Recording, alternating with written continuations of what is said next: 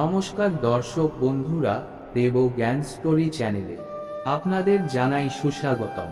আজকে আমরা যে বিষয়টি নিয়ে আলোচনা করব সেটি হলো শ্রীকৃষ্ণ অনুসারে মৃত্যুর পরে জীবাত্মার কি হয়। বন্ধুরা, যেমনটা আমরা সকলেই জানি, কুরুক্ষেত্রের ময়দানে যখন মহাভারতের যুদ্ধ শুরু হতে চলেছিল সেই সময় অর্জুনের অন্তর মন ব্যথিত ছিল। অর্জুন আপন এবং পরের মধ্যে তফাৎ বুঝতে পারছিল না, আর সে তার সামনে থাকা বিপরীত সেনাপক্ষের বিরুদ্ধে অস্ত্র তুলতে ইতস্তত বোধ করছিল। সেই সময় ভগবান শ্রীকৃষ্ণ তাকে বোঝান। শ্রীকৃষ্ণ অর্জুনের ব্যথিত মনের বিভিন্ন ধরনের চিন্তাভাবনা দূর করার জন্য গীতার মতো বহুমূল্য জ্ঞান অর্জুনকে দিলেন। আর সেই মুহূর্তেই শ্রীকৃষ্ণ অর্জুনকে বললেন, মৃত্যুর পর মানুষের কি হয়। বন্ধুরা, এর বর্ণনা গীতার আলাদা আলাদা অধ্যায়ও করা রয়েছে। আপনাদের সঙ্গে এখন যে বিষয়টি নিয়ে আলোচনা করতে চলেছি তা হল মৃত্যুর পরে জীবাত্মার কি হয়। গীতাতে এটা বলা হয়েছে যে যখন শ্রীকৃষ্ণ অর্জুনকে এই জ্ঞান প্রদান করেছিলেন, সেই মুহূর্তেই অর্জুন ভগবান শ্রীকৃষ্ণের কাছে জিজ্ঞাসা করলেন, হে কেশব, কৃপা করে আমাকে এটা বলুন, মৃত্যুর পর মানুষের কি হয়। তখন ভগবান শ্রীকৃষ্ণ অর্জুনকে বললেন, হে পার্থ, এই সৃষ্টিতে মানুষের মৃত্যুর পর প্রথমে তো তাদের পরলোক গমন করতে হয়। তারপর সেখানে কিছু সময় থাকতে হয়, সেখানে নিজের কর্ম অনুযায়ী অর্থাৎ আগের জন্মে করা পাপ অথবা পুণ্যের ফল ভোগ করতে হয়। তারপরে যখন তাদের পুণ্য ও পাপের ফল ভোগ করা সম্পূর্ণ হয়ে যায়, তখন তারা পুনরায় আবার এই মৃত্যু লোকে জন্মগ্রহণ করে। এই জন্য মৃত্যু লোককে কর্মলোকও বলা হয়ে থাকে। কেননা মৃত্যুলোকই এমন একটি লোক যেখানে প্রাণীদের সেই কর্ম করার অধিকার রয়েছে যার মাধ্যমে তাদের প্রার্থ নিশ্চিত হয়, যোনি থেকে অন্য যোনিতে বিচারিত হতে থাকে। এছাড়াও হে অর্জুন, জীবাত্মা যখন কোনো শরীরকে ছেড়ে যায়, তার সাথে তার পূর্ব জন্মের সংস্কার ও ভালো কাজের অর্থাৎ তার প্রার্থ সেই সূক্ষ্ম শরীরের সাথে যায়। ভগবান শ্রীকৃষ্ণের মুখে এমন কথা শোনার পর অর্জুনের মনে একটু সন্তুষ্টি হয়, কিন্তু তার প্রশ্ন তাও শেষ হয় না।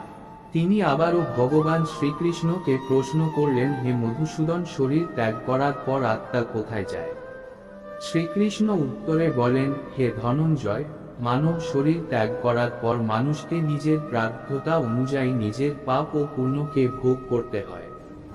এই জন্য ভোগযোনি তৈরি হয়েছে, যা দুই প্রকারের, উচ্চ যোনি, নীচ যোনি। যেই জীবাত্মা ভালো কর্ম করে সে উত্তেজনা প্রাপ্ত হয়ে স্বর্গলোক লাভ করে, তার পূর্ণ ফল ভোগ করে। আর যে জীবাত্মা খারাপ কর্ম করে সেই জীবাত্মা নীচ যোনি প্রাপ্ত হয়ে নরকে তার কর্মফল ভোগ করে। তখন শ্রীকৃষ্ণ বলেন, হে ধনঞ্জয়, এমনটা হওয়ার কারণ এই গোটা সৃষ্টিতে সকল প্রাণী জাতির মধ্যে মানুষ জাতি হলো এমন একটি প্রাণী যার মধ্যে বিবেক আছে। শ্রীকৃষ্ণ আরো বললেন অর্জুনকে, তুমিই বলো, মানুষ ছাড়া কি অন্য কোনো জাতি তোমার কি জানা আছে যে ভালো খারাপের তফাৎ বুঝতে পারে। এই কারণেই যদি অন্য কোনো প্রাণী জাতি কাউকে হত্যা করে তাহলে তার পাপ লাগে না। আর এটাই কারণ পাপ পুণ্যের ফল ভোগ কেবল মানুষ জাতির উপর করা হয়। ভগবান শ্রীকৃষ্ণের মুখ থেকে এই দিব্য বাক্য শোনার পর অর্জুন শ্রীকৃষ্ণকে বলেন, হে কেশব, এমন কোনো স্থান নেই যেখানে গেলে জীবাত্মাকে পুনরায় এই মৃত্যু লোকে ফিরে আসতে হবে না, অর্থাৎ তার জন্ম মৃত্যু চক্র থেকে মুক্তি মিলে যায়। তখন শ্রীকৃষ্ণ বললেন, এমন স্থান আছে, সেই স্থানটি হলো পরমধাম, অর্থাৎ আমার ধাম, যেখানে পৌঁছানোর পর কখনো কোনো জীবাত্মাকে এই মৃত্যু লোকে ফিরে আসতে হয় না। অর্থাৎ যে জীবাত্মা নিজের পূর্ণ কর্ম দ্বারা আমার মধ্যে সমাহিত হয়ে যায় সে জন্ম মৃত্যুর চক্র থেকে মুক্তি পায়। আরেকেই মোক্ষলাভ বলা হয়। এই কারণেই সকল মানুষের উচিত সে তার সম্পূর্ণ জীবনে এমন ভালো কর্ম করুক যার মাধ্যমে সে মোক্ষ লাভ করতে পারে। আশা করি বন্ধুরা এই ভিডিওটি আপনাদের ভালো লেগেছে। যদি ভালো লেগে থাকে তাহলে একটি লাইক, কমেন্ট আর চ্যানেলটি সাবস্ক্রাইব করবেন। ভালো থাকুন, সুস্থ থাকুন। নমস্কার, ধন্যবাদ। ঈশ্বর আপনার মঙ্গল করুন।